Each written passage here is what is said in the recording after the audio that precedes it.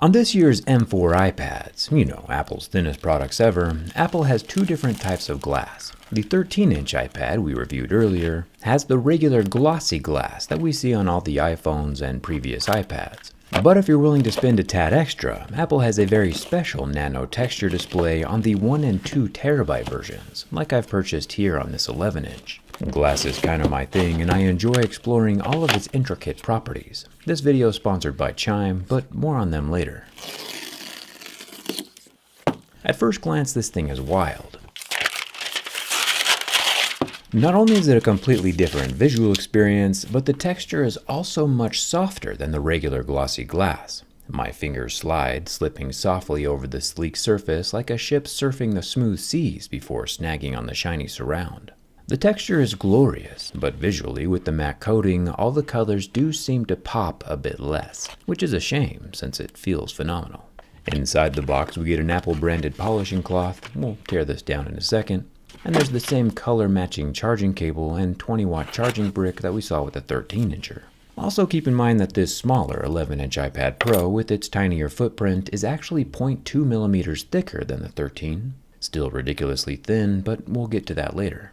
We know the new Nano Etched Glass looks different and feels different, but does it scratch or damage any different? Laying out the Mohs scale of hardness, we can start seeing something new at a level 3. Instead of nothing happening like on regular glass, this time we see that the nano textured etched glass is filing down my Mohs 3 pick like a cheese grater on cheese, or a nail filer on nails, or sandpaper on wood, or a 9 to 5 on my will to live. And when we get to a level 4, we see what appears to be actual damage on the display, which is scientifically impossible since we know the glass is a level 5 or 6, and this Mohs 4 pick is a level 4.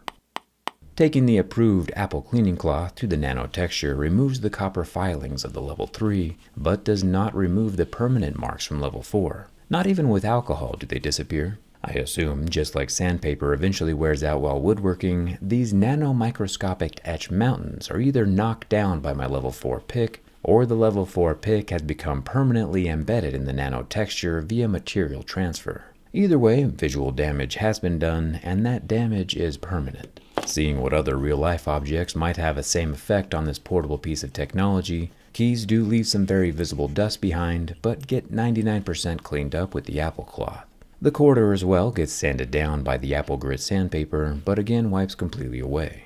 The Phillips head steel construction screw leaves a very permanent scratch mark on the iPad glass that does not clean off. The open safety pin is fine, and my JerryRig razor knife with its stainless steel blade also leaves a very permanent marking on the glass. Keep in mind that all of these objects would do 0 damage and leave 0 markings on the regular glossy glass that Apple usually uses. It's only on this nano etched glass that the damage occurs. Good information to have for sure. Keep metal objects away from the nano texture if you're wanting to preserve its pristine presentation. Now, in the past, Apple has said to only use the genuine Apple polishing cloth to clean its nano texture displays.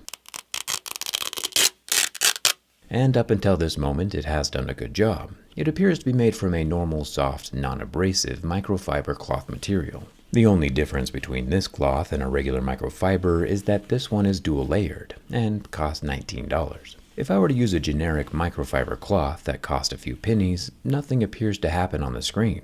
And again, if I use a slightly more premium D-brand cloth, no damage occurs. Nor do any markings appear or rub off from the blue workshop towel, or even, and I'm sure someone at the Genius Bar has fainted by now, a paper towel. Besides leaving behind a tad more dust than a generic microfiber, pretty much any cleaning cloth will work for the iPad as long as it's not steel wool, which, now that I mention it, sounds kind of fun. Now at this point we would normally scratch the frame to see what material it's made from, but since we already checked the larger 13-inch, I'm sure they're both the exact same. But old habits die hard. The left side with its plastic pencil pearl mounting location and individual volume buttons has a microphone hole off center near the bottom. I would suggest to Apple to move all their microphone holes off center like this, but that's just me. This top microphone hole at the most vulnerable point in the structure became one of the failure points of the 13-inch iPad. We'll see if it's going to haunt the 11-inch version here in a second. The long empty right side of the M4 iPad Pro is also made from metal and does not appear to be compromised with microphone holes. The bottom has 2 more loudspeakers and the USB-C port. The back of the M4 iPad has a 12 megapixel camera, a 3D LiDAR scanner, and a quad LED dual-tone flash. Rest in peace to the ultra-wide camera. Now, if you're the type of person who considers durability and longevity before making a purchase, you might also be the type of person who's interested in Chime, today's sponsor. You can get a $10 reward for opening a Chime checking account and activating a Chime Visa debit card. With no hidden fees or monthly minimums, Chime is the banking of the future, since it's 100% mobile and 100% online. And with Chime's award-winning mobile app, it's easy to keep track of where your money is going. You can join millions of other Chime members who have access to fee-free overdraft protection up to $200 with SpotMe, and can access 60,000 fee-free ATMs. And Chime also has 24/7 live human customer support.